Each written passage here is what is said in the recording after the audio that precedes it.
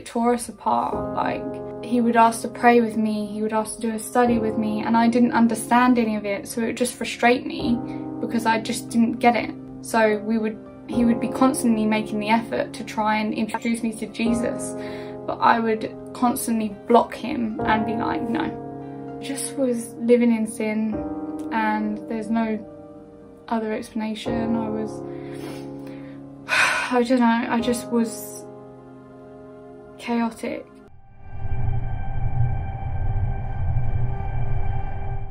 Today I'm going to be doing my testimony.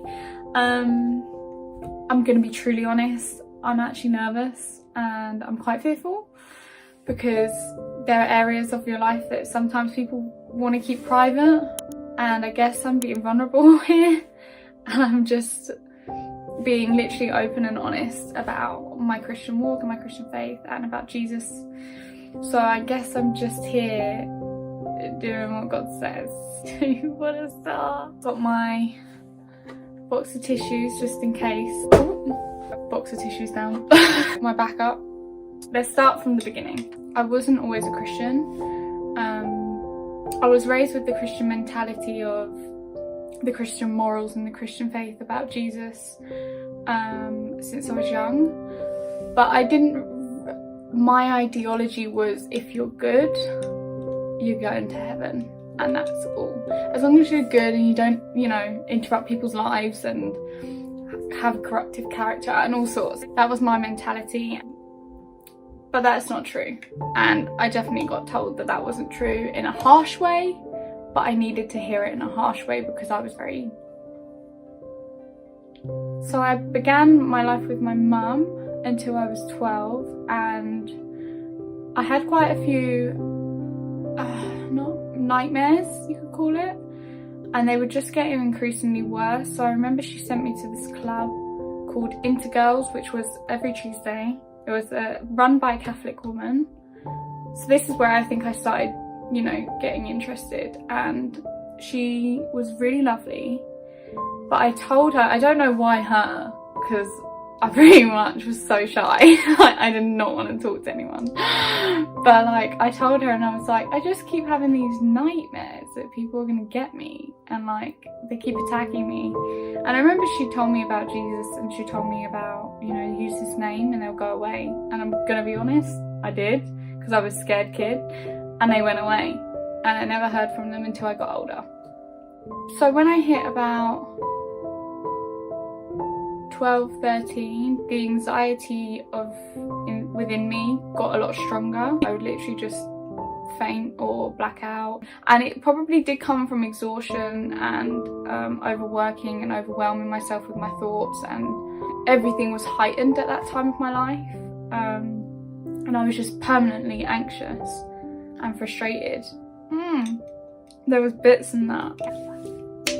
I was definitely involved in that teenage, let's experiment kind of vibe from like 15, and that idea of lust was there from about 15, 16.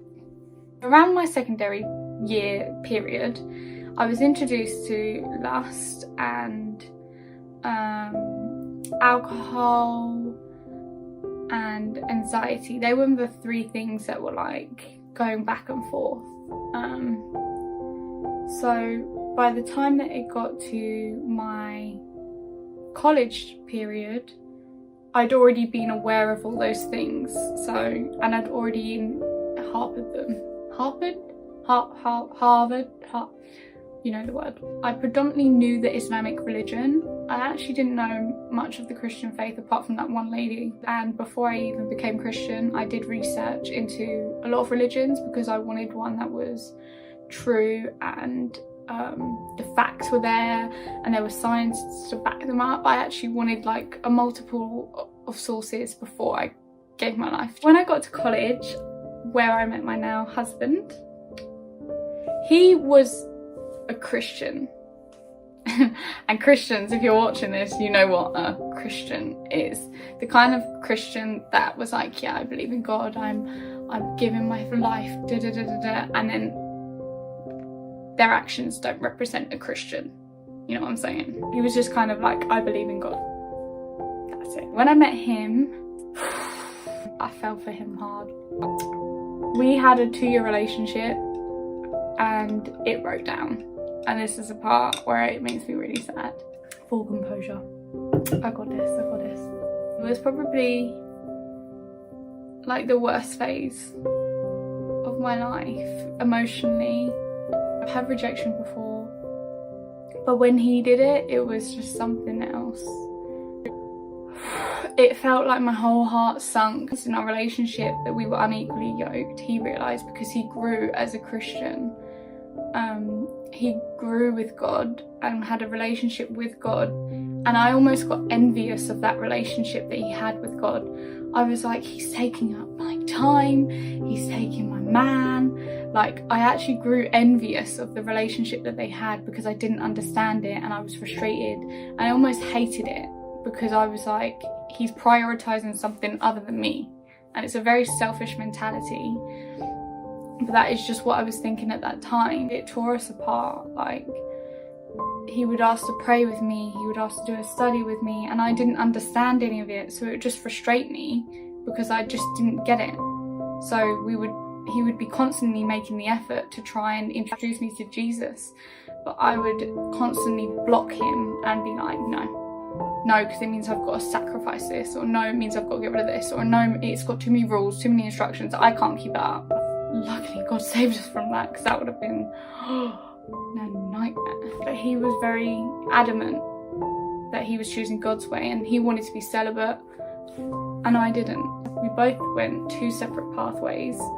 I went down the sinful route and he went down the godly route. Went through so many different emotions, like, towards God. Like, I was like, I just didn't understand, if God loved him as much as I loved him, why would God take him away from me? And I didn't understand that process, so I was kind of like seeking God, but angrily seeking God. I was like, well, if you're real, which I still believed, but I was like, I didn't realise God was active in people's lives, if that makes sense. Like, I believed there was a God and that God watched over us, but I didn't believe that God can work through people and in people and in your life. I went to Hillsong a few times and I didn't speak to anyone. I literally just went on my own to try and understand why he left me, because he said the main reason was he wanted to follow God and I didn't. And God did speak to me, but very, like, he spoke to me and I knew it was for me, but I was like a horse with the, what are they called? Blinkers. Horse with the blinkers on, that was me. I was like, going to church. No, I'm coming to see you, but I'm not really listening. It was kind of like that. Went from one bad choice to another bad choice. Going out a lot more, I was clubbing a lot more. I was wearing stuff that I wouldn't usually wear, doing stuff I usually wouldn't do. I was just a very flirtatious character. I was very, like, forward. I went out dating quite a few guys and I tried getting drunk loads of times, and then I almost got into a relationship with someone else, but I had strong underlying feelings for Aaron, and it wouldn't be right of me to do that to someone else. The feelings that I had for Aaron never left, and they just grew stronger and stronger. I'm ashamed of the acts or the things that I was doing and how I was behaving, and I guess that's why I didn't want to post this video, is because it makes me feel a little bit like, why did I do that? Now that I know Jesus, because he's so pure and I was the complete opposite. I just was living in sin and there's no other explanation. I don't know, I just was chaotic. Here comes the good part. 6 months later, I met Aaron. I asked for my iPad back. I saw him, I had them same feelings and I was so annoyed. I was like, oh, I still love him. Talking to him in McDonald's. All of a sudden I feel this guilt and this shame of how am I going to tell him what I've been up to? Because I still want to be with him, but I've committed a lot of sin in God's eyes. And I just burst out crying, and I was just like confessing everything that I did. And he was just like so comforting, and he didn't judge me at that time, just like crying even more because then it makes you feel worse. And then basically I started going to church from there on. I messaged a guy and I was really apologetic, and I was like, I'm really sorry. When I got to the church, everyone was so happy, you know, everyone was like, yeah, and I was like, That was how I described my experience at first, and I was just kind of like, they had this joy and this peace, and it just wound me up, because I was like, no one's this happy, no one. And they genuinely are. I'm still there 2 years later and they're still the same. As I gradually started going back to church, the understanding was different. Like, I was trying to learn this time, and I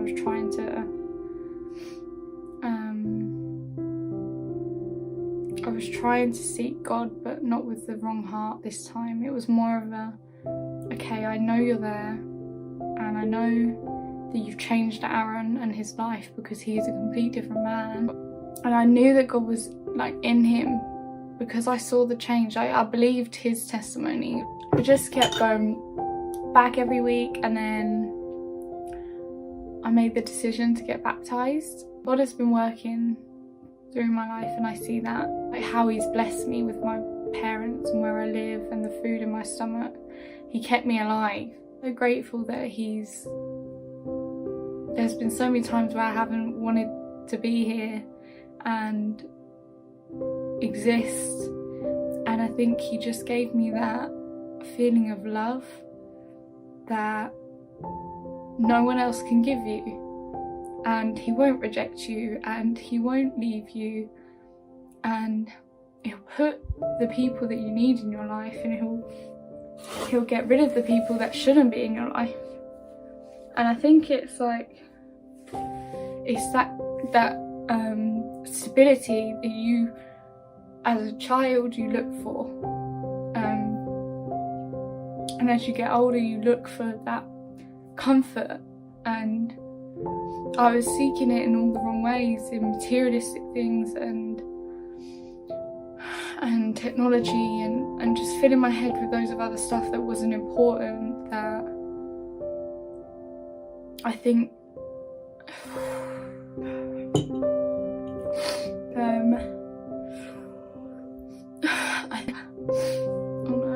he's replaced my nightmares with dreams, godly dreams, just so good. And he's just so good. And there's no other experience that you can have with anyone that you can have with God. Nothing that's anywhere as pure, as good, as holy, as righteous, as loving, as caring, as kind, as generous. There is no one in this earth that can give you what God can give you and stop what God can stop.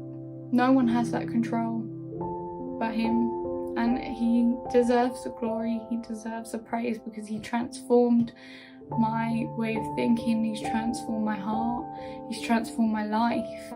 And I just hope that if you've been watching this video and you hear God calling to you, and you hear God's voice saying, just choose me, just choose him, you will overcome addictions, you will overcome the depression and the anxiety in your heart.